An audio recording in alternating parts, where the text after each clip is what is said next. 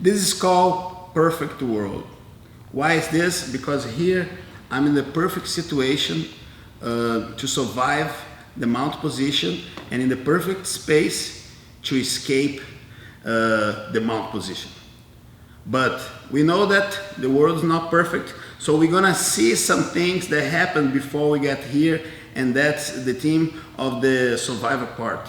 What not to do and how to position yourself until you get here. So basically, when you guys as a beginners, you guys gonna stay getting caught a lot in the mount situation. Mount situations is one of the situations that you're gonna see yourself a lot. The guy on top of you, sweaty on you, sometimes not smelling that good. So you better know that you still have hope and you still have a chance to get yourself out of the trouble.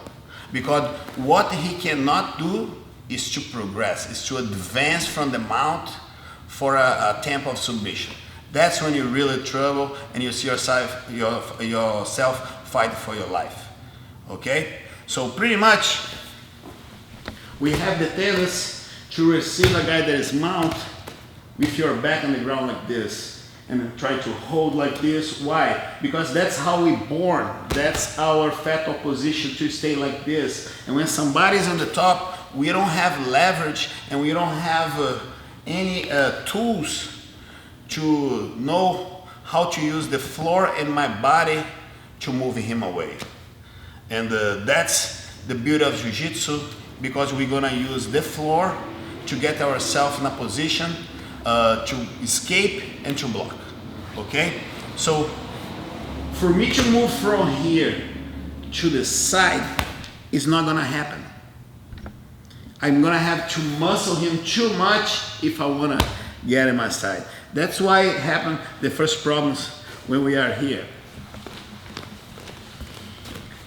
When he mounted me, I don't wanna try to push him. Push him, gonna get yourself trouble.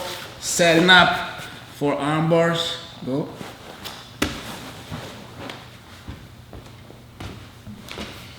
Gonna set yourself up for moving to the side. To control here, to go for the katagatan, to get the submission.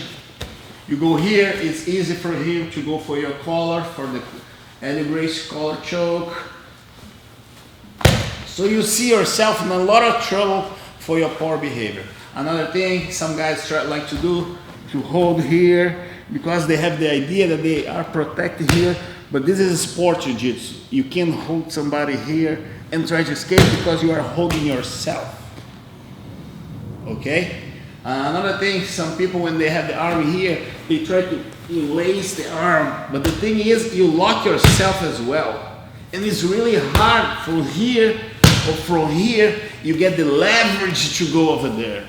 If you are an athlete, if you are somebody that is strong, is young, but the leverage that we produce here is not a leverage that's going to give me the better percentage for escape of the situation. Unless I'm a Gracie, unless I've been doing this for 20 years. But if I'm just starting, if I'm a regular guy, I got to position myself in a situation that I have a better chance to escape without using my strength or without have to commit all my ties and get in a very bad situation. So the thing here now, I have to anticipate myself against his mount. I know that's hard, but as soon as you feel that the leg is going to mount you, you gotta choose a side. You gotta choose a side and you gotta position yourself in that situation in order to protect, to escape. So what I'm saying is, this side, and not see my cross side here. I'm protecting myself here, my elbows together, I'm here. When I see that he's mounting, I'm already turning with him. I put myself in a situation to turn with him and to make sure that he don't put my shoulder back on the ground. If he start to put me back here, that's when I start to shrimp and create a situation for the escape. So go back again. That's another drill that you start to implement in your daily base. You start here on the side, your opponent there, you let him out, boom, you turn to the side, and you're already here, getting ready to escape.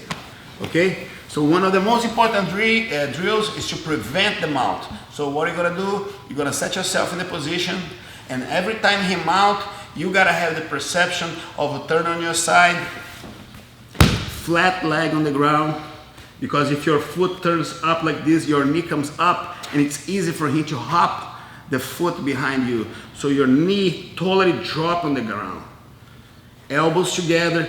This hand here is not to push, it's just to hold your steel here as a shield, and then you block yourself. And then when you feel that you have the appropriate standards here, you tell your opponent to come back again, sit in this situation, and try to get anything from you here, any kind of submission, any kind of blocking here. You see? For example, if he starts to grab my collar here, I know that he's gonna try to pull me that way. So I gotta act first and start to move myself to escape.